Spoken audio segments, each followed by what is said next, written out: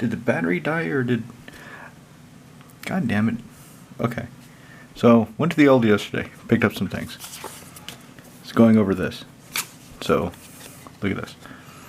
It says 13 plus. That should be a financial figure.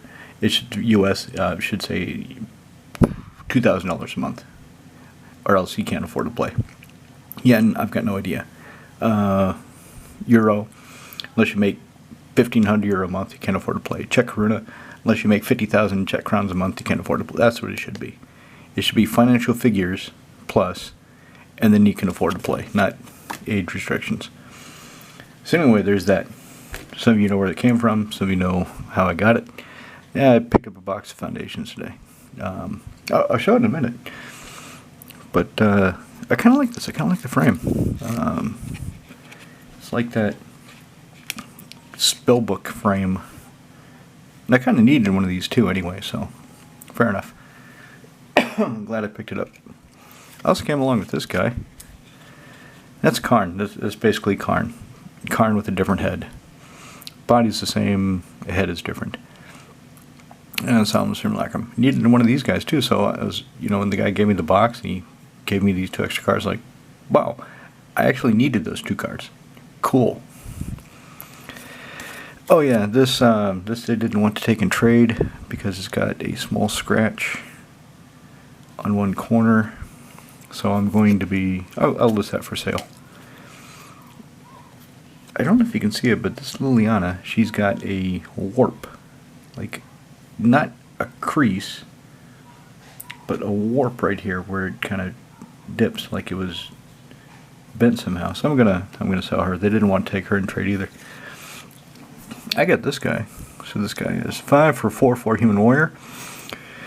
When he comes to play, exile any number of other non-land permanents you control until he leaves the battlefield, and you get a 1/1 white soldier creature token for each permanent exile this way. So he's a warrior, so he fits in Nalia. He's got this token creation effect, so he fits into Reaper King. I'm not sure where I'm going to put him. I just thought he's cool enough, and for 7 crowns, why not for a foil? So I have him for later use. Here's some speculation. So we're going back to Tarkir next year, and some people are getting pretty excited about the dragons. Oh, they love the dragons. Dragons are always a popular tribe to play. And so reserve list has been not popping off, but people have been taking a closer look at it. So I went ahead and got some cheap reserve list cards that are low-hanging fruit. If they go up, great. If they don't, well, I'm not out that much money. So I got 2 Hivus of the Scale. So this bastard costs 3 red for a 3/4 legend. He probably has a creature type, but I don't know what it is. I haven't looked it up on Gatherer. You may choose not to tap him during your tap step. If you tap him, you get control of target dragon. If he comes untapped, you lose control of him, you lose control of him. Yeah, so he can take a dragon as long as he stays tapped. But he only costs 5 to cast. He's got decent stats for Mirage days. These days he'd be like a 12/12 for 5 with first strike and reach, but you can't have everything, right? Not back in Mirage. So I got 2 of those dudes, and to counter him, I've got, did I get 2 or 3 of her? I got 3 of her. So Rashada Scalebane, she costs 3 white. She's still a 3/4 legend, and she will bury target attacking or blocking dragon, and you get an amount of life equal to its power. So she kills a dragon and can't be regenerated, and that's her thing.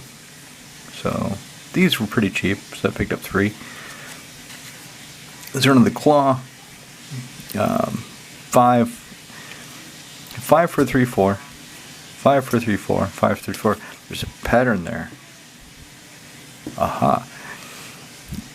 And yesterday I was going through Saskia, and the pattern was there was a lot of 4 mana 3/4 flyers. What? Sorry, I interrupt. What? This is plastic. Is it safe to light the candle? Well, yeah, it's embedded in there, so yeah, you can light that. That's no problem. Okay, thank you. Yeah. Bye-bye. Papa. So another 5 for 3/4. Legend. I doubt he's a dragon though. I don't know what he is. I'd have to look at Gather. I don't feel like looking it up right now. You can look it up if you care. You probably don't care because it's an old card, so who cares? Anyway, colorless, red, tap. Go find a dragon card, throw it into play as though it were just played, shuffle your library. The creature has summoning sickness. So basically you can go snatch any dragon out of your library you want. It has haste, and then you sacrifice it at the end of the turn. No, you exile it at the end of the turn. Unless you flicker it, unless you bounce it, unless you do something like that, unless it dies, you reanimate it. So there's a lot of ways around that. I mean, you can spend 3, go get a big nasty dragon, attack with it, punch somebody in the face, and then for the low price of 1 mana, you can cast Sound of Moment's Peace. What's the 1 mana goddamn... Just give the stupid dragon, when it comes into play, just give it, fuck, I can't remember this. God damn it. What the fuck is that fucking card?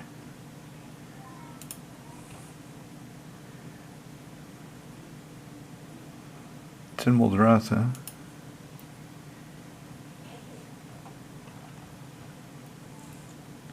Oh, Kaya's Ghost Form. So, just slap Kaya's Ghost Form on that dragon, or the 1 mana Ephemerate. So play black, red, white. So you can go find a dragon. You can Ephemerate it. Actually, if you're playing black, red, white, you might as well play Kali of the Vast. But she always gets killed really quickly, so there's that. But anyway, if you play a dragon deck and it's red, green, white, red, black, white, if it's black, red, white, then you can use Kaya's Ghost Form, so you can enchant the dragon, and if it would die or go into exile, it comes back and play into your control, or you can Ephemerate it, or you can Ghostly Flicker, or you can Eldrazi Displacer, or you can Momentary whatever the hell it is that I can't remember the goddamn card right now. Just flicker the shit out of it. And you don't have to exile the dragon. You can just keep punching people in the face with the same dragon over and over again. You can feel good. You can, bam, eat the dragon. Bam, suck it, bitch. Anyway, that's all I got. No, try to show you the boxes. So, I got this. Seemed like a good idea at the time, but it's made in the USA, so I'm not sure if it's a good idea now, because American printings are where all the quality problems are, as far as I know. But it seemed like a pretty good deal for the money. The way I got it is I traded. So I had 2 boxes of Core 2019 that were not going up. They were probably never going to go up because they just keep reprinting the shit out of the cards. It's core sets, so nobody fondly remembers core sets. The few good cards that haven't been reprinted, like Greater Gargadon, Elder Gargadon, whatever the Gargadon it is. He's probably going to get reprinted any day now.